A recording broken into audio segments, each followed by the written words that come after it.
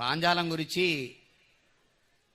படம் எடுத்துட்டு தலைப்பழுத்து போடுகிற பாடலை எடுக்க என்ன பிறந்த மண்ணான என் ஊருக்கு போறேன். என் பாட்டன் கட்டிய காளையார் கோயில் கோயிலை எடுக்கணும்னு நான் எடுக்கிறேன். மருதிருவர் கட்டிய கோயில். தயாரிப்பாளர் எனக்கு ஒரு வசதியும் செய்து தரல. ஒளிப்பதிவு கருவியை எடுத்துக்கிட்டு ஒரு மகிழுந்தில் வச்சுக்கிட்டு நானும் ஒரு தம்பியும், அவன் மதியன்னு ஒரு தம்பி, அவனும் எங்கள் ஊர் தான். இப்போ சங்கற்ற உதவியாளராக இருந்து இயக்குனரானா. 2 வாரம் போகிறோம். போய் எடுத்துட்டு திரும்பி வர்றோம். சொந்த ஊருக்கு போகலை. பசி வந்துக்கிட்டே இருக்கிறோம். ஒரு குளம், எங்கள் ஊரில் செம்மண் குளம், அழுக்காக தான் தண்ணி இருக்கும், ரொம்ப மங்கலாக இருக்கும். அதை வச்சு மண் எடுத்து பல்ல விளக்கிட்டு அப்படி வந்துக்கிட்டு இருக்கோம். ஒரு ஆத்தா சோறு கொண்டு போகுது. பல்ல விளக்கிட்டு இப்படி போய்கிட்டு இருக்கிறோம். எங்கே போய் சாப்பிட்லாம்னு. அப்போ என்னப்பா என்ன ஒரு மாதிரி இப்படி போகிறீங்களா, எங்கே போகிறீங்க அப்படின்னு. பசிக்குது தம்மா, எங்கேயாவது சாப்பிட்லாம்னு. எதுக்கு, எங்கே போய் சாப்பிட போகிற? இந்த அம்மாட்டா இருக்கு சோறு, வா உட்காரு என்று அந்த தாய் உட்கார வச்சு சோறு போடுறா. பழைய சோறு தான், பழைய வெஞ்சனம் தான். சாப்பிட்டோம். சாப்பிட்டுட்டு அந்த அம்மா சொல்லுது, நான் சாப்பிடும்போது கேட்குறேன், அம்மா சாப்பாடை எங்களுக்கு கொடுத்துட்டீல, யாரு கொண்டு போனேன்? அப்பாவுக்கு தான் கொண்டு போனேன். உழுதுகிட்டு இருக்காங்க, அப்பாவுக்கு தான்ப்பா கொண்டு போகிறேன். ஒன்றும் இல்லை, அந்த மனுஷன் பசி தாங்கும். நான் வீட்டில் நிறைய சோறு இருக்கு, உனக்கு கொடுத்துட்டு போய் டப்புன்னு சோறு எடுத்துகிட்டு போய் அப்பாவுக்கு கொடுத்துருவேன். நீ சாப்பிடு, நீ சாப்பிடு. சாப்பிட்டுட்டு நானும் என் தம்பியும், நாங்கள் கடையில் சாப்பிட வச்சிருந்த காசு தான் 100 ரூபா இருந்துச்சு. எடுத்து அந்த தாய்கிட்ட கொடுத்தேன். அந்த தாய்கிட்ட, அந்த தாய், ஆத்தாடி என்னப்பா பெத்த தாய்கிட்ட காசு கொடுத்து சாப்பிட்ற பழக்கம் என்ன பழக்கம், என்ன பழக்கம்? எனக்கு காசு வேணாமடா மகனே, காசு வேணாம். ஆனா நீ எந்த திசையில எந்த நாட்டில் இருந்தாலும் உனக்கு இங்கே ஒரு தாய் இருந்தேங்கிறத நினைவில் வச்சுக்க, போயிட்டு வா என்று சொல்றா. இப்ப அந்த தாயை நான் நினைக்கிறேங்கிறது இப்ப அந்த தாய்க்கு தெரியுமா தெரியாதான்னு எனக்கு தெரியாது. ஆனா நான் தினம் நினைக்கிறேன். அப்படி எண்ணற்ற தாய்மார்கள் இந்த மண்ணில்.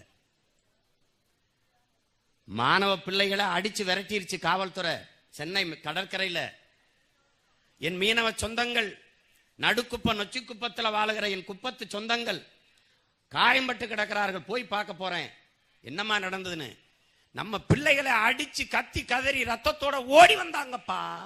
நம்ம பிள்ளைய ரத்தத்தோட வருதுங்க. அந்த பிள்ளைகளை பார்த்துட்டு எப்படி சும்மா இருக்க முடியும்? வீட்டுக்குள்ள உட்கார வச்சு நீரும் சோறும் கொடுத்தோம், இது தப்பா என்ற அந்த பிள்ளைகளின் காயத்தை துடைத்து மருந்திட்டு சோறும் நீரும் கொடுத்த ஒவ்வொரு தாயும் இந்த தமிழ் நிலத்திலே வீரத்தாய் தான் என்பதை நாம் புரிந்து கொள்ளணும். தமிழன் எதையோ எங்கெங்கயோ தேடுவான். இவன் புரட்சிங்கிறத வரலாற்றின் பக்கங்களை நிறைத்திருக்கிற வார்த்தை என்று நினைப்பான். அது ஒவ்வொரு மனிதனும் தன் தினந்தோறும் தன் கைகளால் நிகழ்த்தக்கூடிய நிஜம் என்பதை இவன் மறந்து விடுவான். புரட்சி என்பது என்ன? தந்தை பெரியார் இடத்திலே கேட்கிறார்கள், புரட்சி என்றால் என்ன? புரட்சி என்பது என்ன? வெறுங்காலோடு நடந்த நாம் செருப்பு போட்டு நடக்கிறோம், புரட்சி.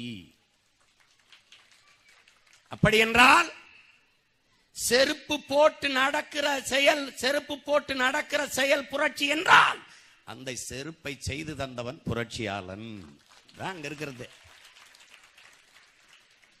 கரடு முரடான பாதைகளில் நடந்து கொண்டு திரிந்தோம். அதை பயணிப்பதற்கு ஏற்ற பாதையாக மாற்றி தருகிற செயல் புரட்சி. அதை செய்து கொடுத்தவன் புரட்சியாளன். மூக்கை பிடித்துக் கொண்டு குப்பையை போடுகிறோம், அதை மூழ்கி எடுத்து சுத்தம் செய்கிற செயல் புரட்சி செய்கிறவன் புரட்சியாளன். சடையும் முடியுமாக வாழ்கிறோம், அதை வெட்டி அழகுபடுத்துகிற செயல் புரட்சி செய்கிறவன் புரட்சியாளன். ஆளுக்கு துணியோடு திரிகிறோம், அதை வெளுத்து வெள்ளையாக தூய ஆடையாக தருகிற செயல் புரட்சி, அதை செய்கிறவன் புரட்சியாளன்.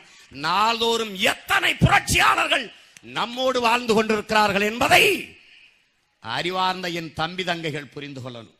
அடுத்த தலைமுறை பிள்ளைகள் நீங்கள் தெரிந்து கொண்டு வாழணும்.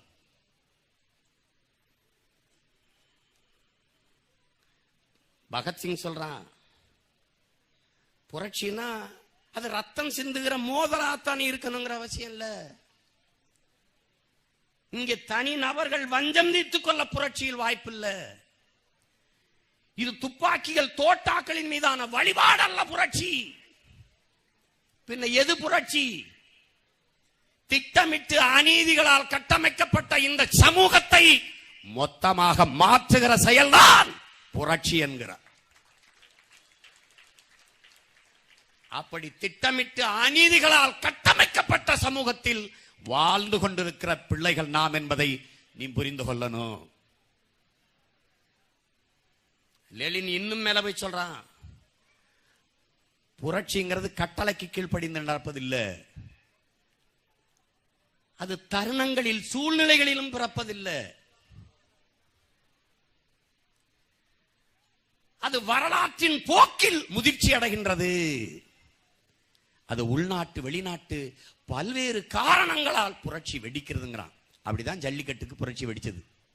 ஜல்லிக்கட்டுக்கு புரட்சி வெளிநாட்டு உள்நாட்டு காரணங்களால் தான் ஜல்லிக்கட்டுக்கான புரட்சி வெடிச்சது. புரட்சி எப்போது தோன்றும்?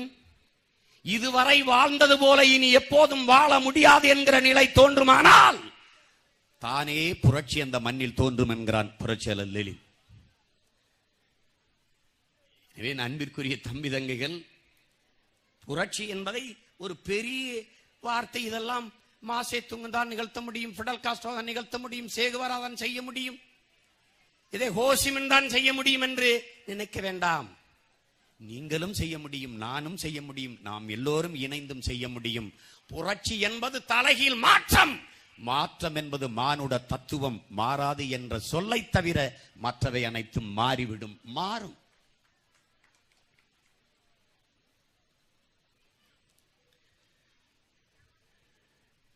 கல்லூரி விழா மாணவர்கள் தம்பி தங்கைகளை சந்திக்க வேண்டும் என்றால் மகிழ்ச்சியோடு எல்லா வேலையும் விட்டு ஓடி வருவது ஏன்? புரட்சியாளர் மாசேத்துங் சொல்றான், சீன பெருந்தேசத்தின் புரட்சியை முன்னெடுத்த பெருமகன், எனக்கு எழுதாத வெள்ளைத்தாள்களை தாருங்கள் என்று சொல்றான். எல்லாரும் எழுதி எழுதி கிறுக்கி கிறுக்கி கையெழுத்து போட்டதுல நான் எவ்வளவு அழகாக எழுதினாலும் நீ படிக்க முடியாது. எனவே எழுதாத வெள்ளைத்தாள்களை எனக்கு தாருங்கள், நான் உருப்படியாக எழுத வேண்டும் என்று நினைக்கிறேன். அப்படி உருப்படியாக எழுத நினைப்பதால் தான் எழுதாத வெள்ளைத்தாள்கள் உங்களை தேடி தேடி நாங்கள் ஓடி வருகிறோம் என்பதை என் அன்பு தம்பி தங்கைகள் புரிந்து கொள்ளும். நமது முன்னவர்கள் நமது பாட்டன் பெரும்பாவளன் பாரதி, அவன் எல்லாத்தையும் பாடனான், ஆனா தாலாட்டு பாடல. ஏன் பாரதி பாடல? பாட தெரியாம இல்ல, விழித்துக் கொண்டிருக்கிற இனத்திற்கு தான் உறங்க வைக்க தாலாட்டு தேவை. உறங்கிக் கொண்டிருக்கிற இனத்தை எழுப்புவதற்கு எழுச்சி மிகுந்த புரட்சி மிகுந்த நெருப்பு கவிதைகள் தான் தேவை என்பதை பாரதி உணர்ந்து பாடினார். அதனால தாலாட்டு பாடல. முழிச்சுக்கிட்டு இருக்கவன தானடா தூங்க வைக்க பாட்டு வேணும், தூங்கிக்கிட்டு இருக்கிறவனுக்கு எழுப்புறதுக்கு தானடா பாட்டு வேணும். அதனாலதான் நமது புரட்சி பாவலன், தூங்கும் புலியை பறை கொண்டெழுப்பினோம், தூய தமிழரை தமிழ் கொண்டெழுப்பினோம், தீங்குறு பகைவர் இவன் என்று நீக்குவோம், செந்தமிழ் உணர்ச்சி வேல் கொண்டு தாக்குவோம் என்று பாடினான். பண்டை பெரும்புகழ் உடையோமா இல்லையா, பாருக்கு வீரத்தை சொன்னோமா இல்லையா, எண்டிசை வாய்மையால் ஆண்டோமா இல்லையா, எங்களுக்கு இங்குற்ற நரிகளால் தொல்லையா என்று எழுப்பினான். இவங்கெல்லாம் யாரு? தண்ணீர் ஊற்றி நம்மளை எழுப்பல, வெந்நீர் ஊற்றியும் எழுப்பல, திரவத்தை குட்டி எழுப்பினா, உடனே எந்திரா என்று எழுப்பினான். பாரதி வாரான்,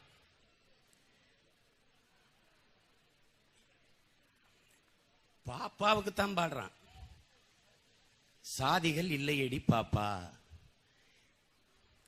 பிஞ்சு மனதுக்குள்ள குழந்தை மனதுக்குள்ள அந்த விதையை தூவிடணும்னு நினைக்கிறான். அக்கினி குஞ்சொன்று கண்டேன், ஆங்கோர் பொந்திலோர் அங்க ஒரு காட்டிலோர் பொந்திட வைத்தேங்கிறான். குஞ்சுன்னு தான் சொல்றான். அது எப்படிப்பட்ட குஞ்சுகள்? இங்கே கூடி இருக்கிற ஒவ்வொருவனும் பாரதி கண்ட அக்கினி குஞ்சுதான்.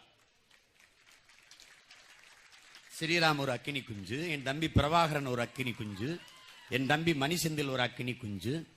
அக்கினி குஞ்சொன்று கண்டேன், ஆங்க ஒரு காட்டில் ஒரு பொந்திடை வைத்தேன், வெந்து தணிந்தது காடு தளல் வீரத்தில் குஞ்சென்றும் மூப்பென்றும் உண்டோ, தத்தரிகிட தத்தரிகிட தித்தோம் என்று பாடுறார். பாரதி ஏன் வேறிடை வைக்கல நெருப்ப, ஏன் கிளையிடை வைக்கல நெருப்ப, ஏன் பொந்திடை வைத்தேன் என்றான். பொந்து எப்போது வரும்? எந்த மரம் பட்டு கிளை முறித்து இலை முறித்து சாய்வது எப்போது என்று சாவது எப்போது என்று காத்து கிடக்கிறதோ அந்த மரத்தில் தான் பொந்து விழும். எனவே அந்த மரத்தில் எது சாதிய தீண்டாமை அழுக்கு ஊறி போய் மத ஆச்சரியங்களில் மண்டி கிடந்து இப்படி ஊழல் லஞ்சத்தில் திளைத்து கொலை கொள்ளைகளில் திளைத்து கிடக்கிற இந்த அழுக்கு, இந்த பழமை இதுல தூக்கி வைக்கிறேன்டா, ஒரு பொந்துக்குள்ள வைக்கிறேன்டான்னு வைக்கிறேன். அது ஏன் அவன் வேர்ல வச்சிருக்கலாமே, ஏன் ஒரு கிளையில வச்சிருக்கலாமே? பொந்தில ஆங்கோர் காட்டில் ஒரு பொந்திடை வைத்தேன் என்று பாடினார். அதே பாரதி, சாதிகள் இல்லையேடி பாப்பா, குல தாழ்ச்சி உயர்ச்சி சொல்லல் பாவம், நீதி உயர்ந்த மதி கல்வி, அன்பு நிறைய உடையோர் மேலோர், சாதிகள் இல்லையடி பாப்பா. அவன் சாதிகள் இல்லையடி ஆத்தா, சாதி இல்லையடி பெரியம்மா, சாதி இல்லையடி சித்தப்பா, சாதி இல்லையடி ஐயான் வாடல. ஏன் பாடல? அவன் விடுறா, அவன் இந்த தலைமுறை பதறு. அவனுக்குள்ள மணியை தேட விரும்பல. அவன் அடுத்த தலைமுறைக்கு அதை பற்றி கனவு கண்டான். அதனாலதான் சாதிகள் இல்லையடி பாப்பா, இன்னொரு தலைமுறையை தயார் செய்யணும்னு முடிவெடுத்தான். அது ரொம்ப முக்கியம்.